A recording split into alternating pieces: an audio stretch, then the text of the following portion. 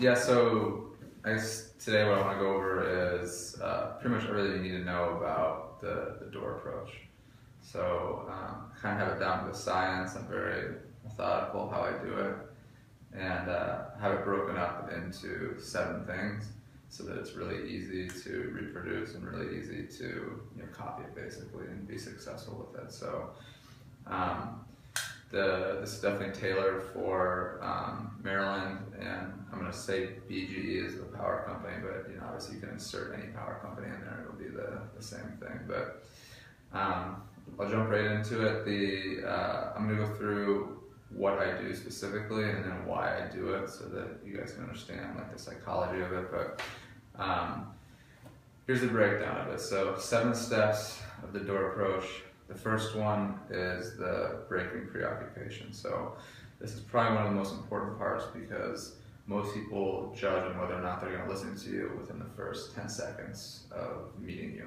So it's very important that you grab their attention, and the biggest thing that you're battling against is that they're coming from whatever they were just doing, okay, and they want to go back to doing that, even if you're standing there with a publisher's clearinghouse check for like 20 grand, okay. So that's what they're thinking about. That's what their mind is occupied with, cooking, watching their show, whatever. So your job is to grab their attention enough that they forget about what they were doing long enough to actually listen to you. So breaking preoccupation is really important. None of the steps even matter if you don't break the preoccupation. So we'll go through that. The second 4 are basically the 4 main points of our approach of what we're doing here, okay? It's really important that you have these memorized in the correct order. These are what you're going to go back to if you ever get lost during your approach. If you get thrown off by an objection, you need to be able to get back to these 4 main points and just keep repeating them over and over again. The 6th thing is once they understand the meat and potatoes of the approach, the 6th thing is the takeaway. Okay, so it's basically explain that not everybody qualifies and you're taking it away so they want it a little bit more, and then it's immediately followed with a transition into the house. Okay, I can tell you the whole point of the door approach is to get inside the house so that you can sit down and explain the program. That's the only reason really that we even do a door approach is to get into the house. So keep that in mind. Your focus is not to explain everything on the door. In fact, the more you explain on the door, the less of a reason you actually have to go into the house. And it's kind of like an hourglass where the more sand that tips into this other side here, the more hard it is to get inside the house. So really your goal is to transition to the house as quickly as possible. After I go through the main approach, I'm going to show you guys how I typically get into the house within the first 10 seconds. But I do want everybody to understand kind of the basic breakdown of the approach here. So I'm going to start with breaking preoccupation. So when I knock on the door, I stand a few feet back. I don't want the customer to feel threatened, kind of like I'm bum rushing the door. I stand to the side and I look down the street a little bit. And once they answer the door, once I knock and ring the doorbell, I'm not just like standing there like looking in the windows to try to see people coming. I act like I'm doing something, like I'm occupied, like I'm busy, okay?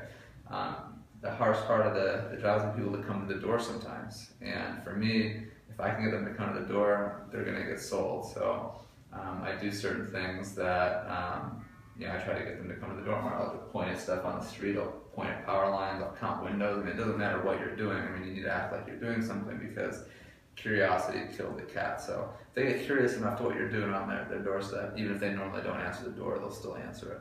So that's kind of a word of advice there. But once they answer the door, I say the same 3 lines out of my mouth every single time.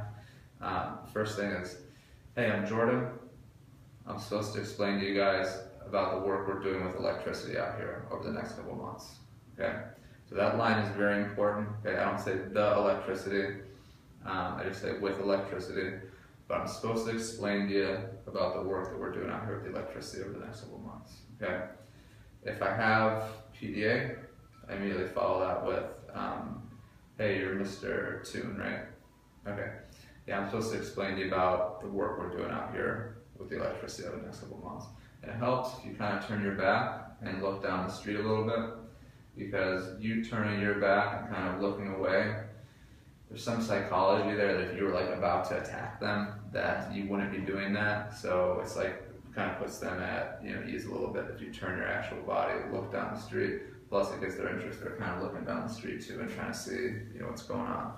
So that line is very important because work with electricity sounds super important, and it's your whole point of doing this is kind of like a tow truck. Like if you see a tow truck coming down the street behind you on the highway, it's got yellow flashing lights. And a lot of times you pull over, right? But really that's a false sense of authority. The tow truck has no authority to pull you over or anything like that, but you get out of the lane and let them go by.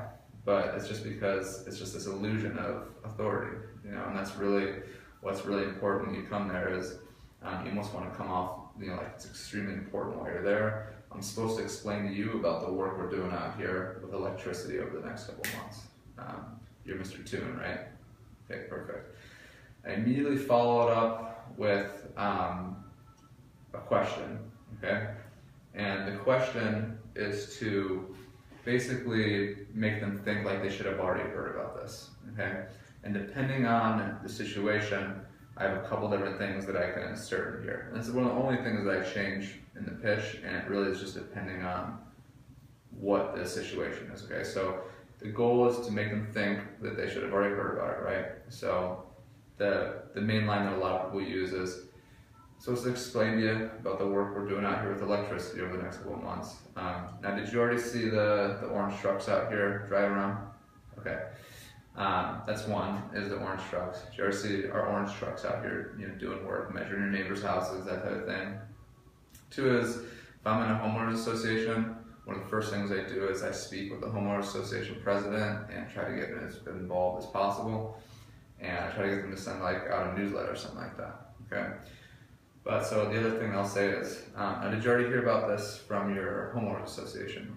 And I'll name the homeowners association. So I'm asking a question, did you already do this? Did you already see the orange trucks? Did you already hear about this from the homeowners association? The third one is if we've had some positive news stories in the area about kind of what we're doing, I'll bring that up. Now did you already hear about this and what we're doing out here with the news? Or did you already hear in the news what we're doing out here?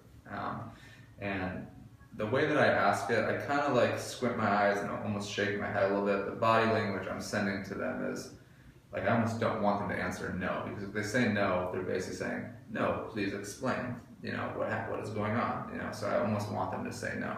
If I wanted them to say yes, I'd be like, you probably already heard about this on the news, right? And I'd like nod my head, so that's if I wanted them to say yes. But since I want them to actually say no to it, it's, now, did you already hear about this on the news? What we're doing out here? No? Okay. I'll explain it to you real quick. Okay? That's literally all my intro is. Hey, I'm Jordan. I'm supposed to explain to you about the work we're doing out here with electricity over the next couple months. Are you Mr. Toon? Okay. Now, did you already hear about this in the news, what we're doing out here? No? Okay. Well, I'll explain it to you real quick. Alright? So, those are the three lines that I say. Introduce myself, work with the electricity, and then insert, one of those three things. Did you see the orange trucks? Have you already talked to any of your neighbors out here about what we're doing with the electricity? Anything along those lines. You're asking a question that makes them feel like they should already know. So not only have you dropped, hey, we're going to be doing work with electricity, which is pretty, grab my attention if they're talking about that in the neighborhood. But not only that, you've kind of made them feel like they should already know about this. So now they're paying attention because they feel like, wow, I probably missed this the first time this was explained to me, so I'm going to make sure that I don't miss it again. So now they're paying attention. At this point, often, if you do this well enough, you'll actually see them go grab the decision maker. If they're not the decision maker at the door, they'll say, actually, let me grab my husband real quick. He needs to hear this too.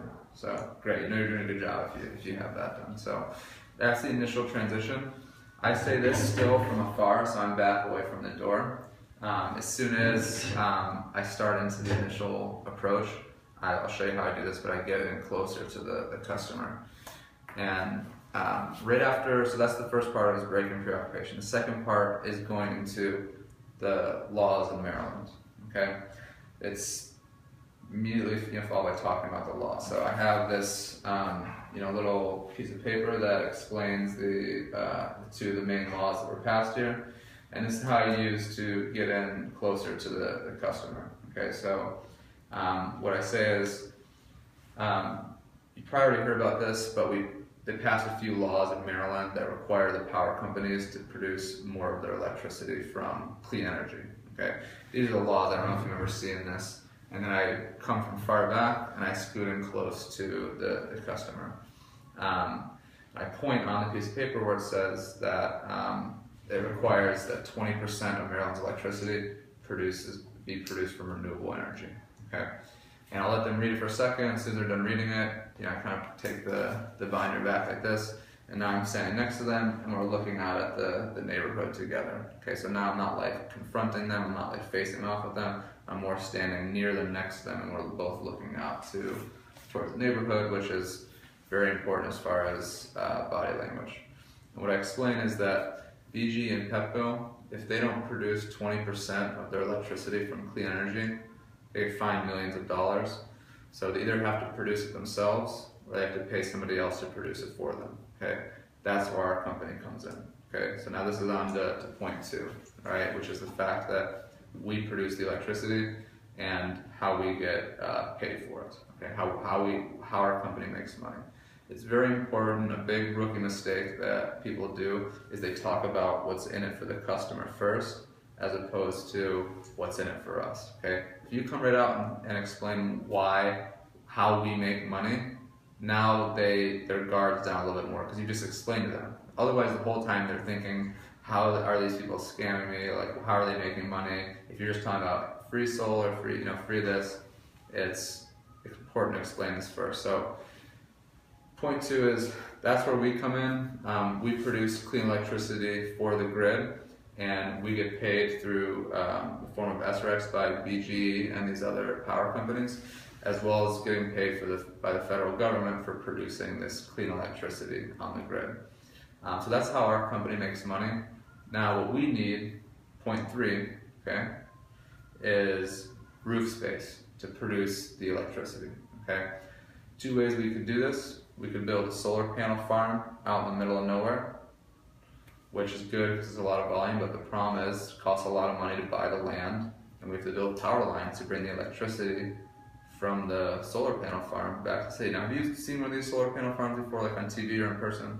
Okay, so you kind of know what I'm talking about. Yeah, they're good. It's just that it costs a lot of money to bring the electricity from the farm back to the city, and we have to buy the land. So what we do instead is we use residential roof space. And this is the only reason that the homeowners in this neighborhood are even involved in these state programs, is the fact that we need roof space to put the panels to produce the electricity. Now, the way it works is we measure the roofs in this neighborhood here, okay? And we figure out which houses get the best sunlight. The houses that get the best sunlight and they get picked for this program is paid for. So there's no cost for the solar panels. We pay for the installation, all the panels, we own them, we maintain them, we service them. And the benefit to the houses that get picked is that, for one thing, it's paid for. I'm not pulling your leg, it really is paid for. But they save 30% off of the electricity rate. So that's why everybody I talked about here, they want to qualify for this, is because of the fact that it is paid for if they qualify, and it lowers the electric bill from day one. Can you try that now? I kind of wanted to take a breath there.